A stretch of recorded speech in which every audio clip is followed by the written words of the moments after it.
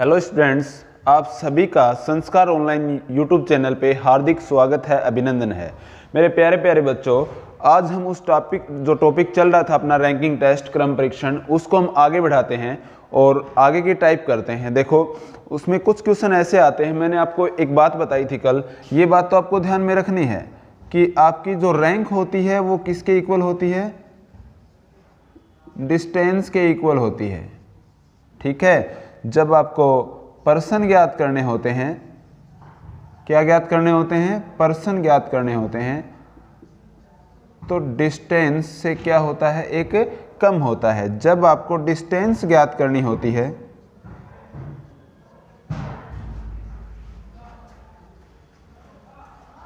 Person से plus क्या करना होता है? एक करना होता है। ये वाला जो आपको ये याद करना है, ये तो आपको माइंड में रखना, याद हो ही गया होगा आपको, है ना। इसको ध्यान में रखते हुए हम इन क्वेश्चनों को आगे करते हैं, इन क्वेश्चनों को हम आगे बढ़ाते हैं। देखो जो कल की क्लास में मैंने आपको क्वेश्चन करवाए थे वो तो आपको समझ में आ गए होंगे। ऐसे क्वेश्चन भी इन्हीं चीज़ों से बनते हैं जो कुछ हटके दे दिया जाता है क्वेश्चन में, ज़्यादा कुछ नहीं है, लेकिन जो टाइप अपन स्टार्टिंग से पढ़ के आए ना वो सारी क्लियर हैं, तो क्वेश्चन किसी भी प्रकार से बन जाए हम आसानी से निकाल सकते हैं। देखना प्यारे बच्चों कि एक उत्तीर्ण विद्यार्थियों की कक्षा में नीता ऊपर से क्या है? 22वीं है। एक बात ये भी ध्यान रखना, आगे नाम दे दे, पहले नाम दे दे, ऊपर नाम दे दे, तो इस एरो से इंडिकेट करना है आपको ऊपर, तीर का निशान किधर लगाना है? ऊपर लगाना है। बाद नाम दे दे, पीछे नाम दे दे, नीचे नाम दे दे, तो तीर का निशान कहाँ लगाना है? नीचे लगाना है। अब इस क्वेश्चन को पढ़ते हैं, अपन करते हैं। एक उत्तीर्ण विद्यार्थियों की कक्षा में नीता ऊपर से 22वीं है। नीता ऊपर से 22वें नंबर पे है। कौन है भाई? नीता। ठीक है, उसके बाद में दिया है कि कमल नीता से 5 रैंक नीचे है। नीचे का मतलब नीचे आना है, 5 रैंक नीचे है, तो 22 लड़कियां यहां तक बैठी है, तो कमल 5 नीचे आएंगे, तो 22 और 5 कितने नंबर पे हो जाएगा? 27 नंबर पे हो जाएगा। और आपको यह बताया गया है कि कक्षा में नीता से 5 रैंक नीचे है और नीचे से 34वां स्थान है। नीचे से कमल का कौन सा स्थान है?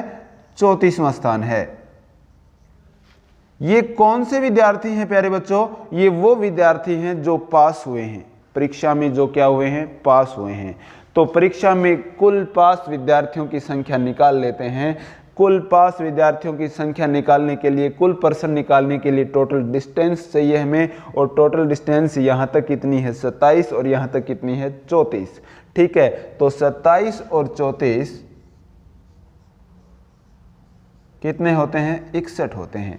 और जब पर्सन ज्ञात करने होते हैं तो क्या करेंगे? एक माइनस कर देंगे। 61 में 1 घटाया तो कितना बचा? 60। ये विद्यार्थी आपके उत्तीर्ण आ गए। ये विद्यार्थी कौन से आ गए? आपके उत्तीर्ण विद्यार्थी आ गए। ये विद्यार्थी कौन से आ गए भी? उत्तीर्ण विद्यार्थी आ गए। ये परीक्षा में जो उत्तीर्ण हुए हैं वो विद्यार्थी हैं। ठीक है, 60 विद्यार्थी। अब क्वेश्चन को आगे पढ़ो। कक्षा में विद्यार्थियों को परीक्षा, सभी विद्यार्थियों को परीक्षा देनी है। परीक्षा में तो असफल विद्यार्थी भी बैठते हैं और पास वाले विद्यार्थी भी बैठे हैं। ये पास वाले विद्यार्थी हैं।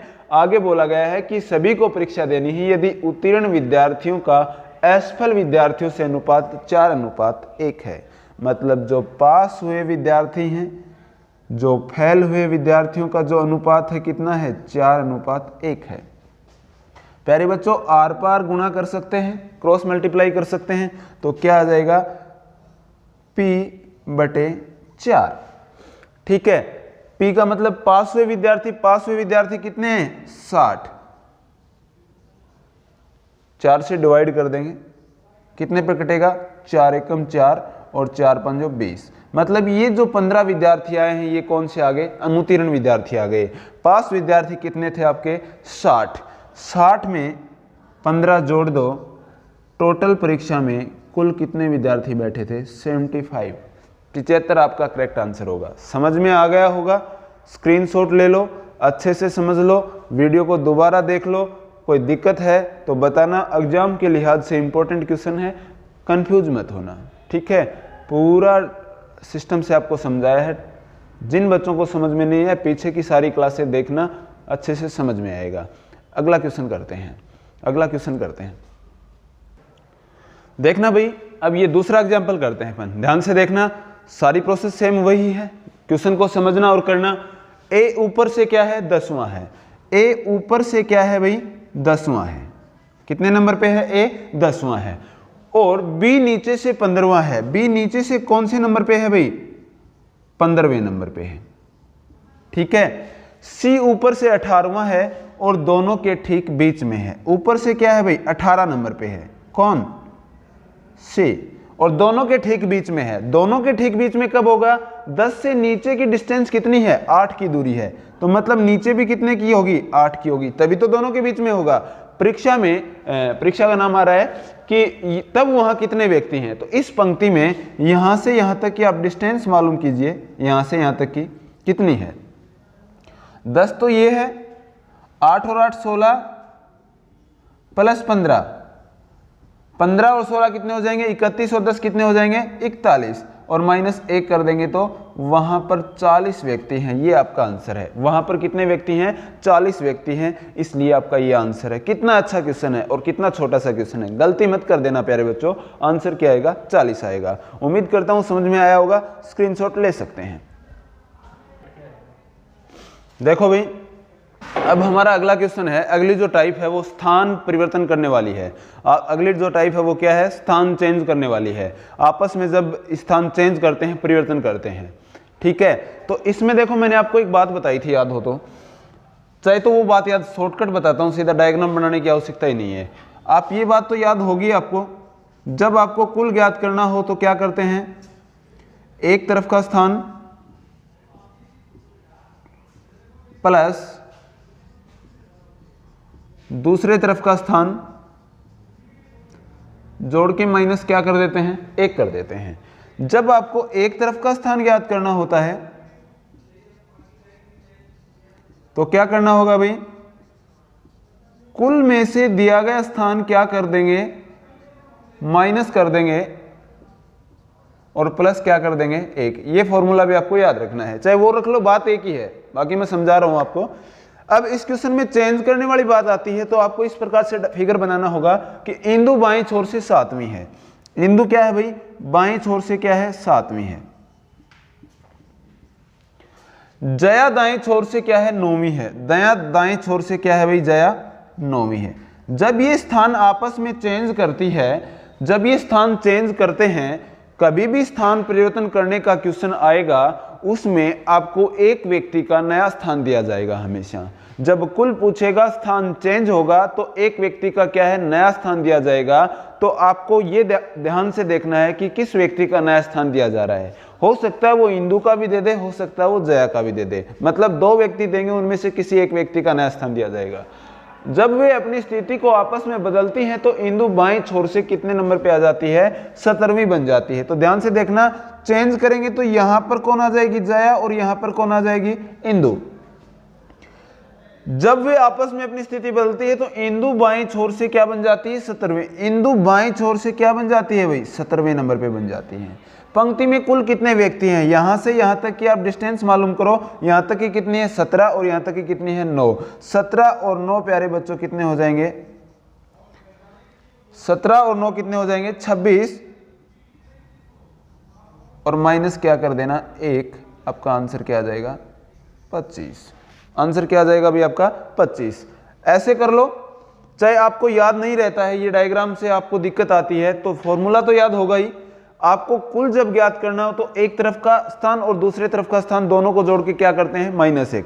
स्थान चेंज होने के बाद में जिस व्यक्ति का नया स्थान दिया जाता है उस व्यक्ति के पुराने वाले स्थान को छोड़ देंगे, उसका नया स्थान ले लेंगे। पुराना स्थान चेंज होने के बाद में इंदु का स्थान आता है कितना 17वां, पहले इंदु का कितना था 7वां था, इंदु का पहले वाला स्थान छोड़ दो, दूसरा कौन सा है 17वां, प्लस दूसरे व्यक्ति का स्थान 9, कितना आ जाएगा 26 माइनस 1 बराबर क्या आ जाएगा 25। इस तरीके से करने का मतलब चेंज होने के बाद में कुल पूछता है तो आपको एक तरफ का स्थान प्लस दूसरे तरफ का स्थान दोनों को जोड़ के -1 कर देना, और एक तरफ का स्थान कौन सा लेना है, जिस व्यक्ति का नया स्थान दिया जाता है उसके पुराने वाले स्थान को छोड़ दो, नया स्थान प्लस दूसरे व्यक्ति का स्थान दोनों को जोड़ के -1 कर दो, या आप इस प्रकार से फिगर बना के निकाल दो, मर्जी है।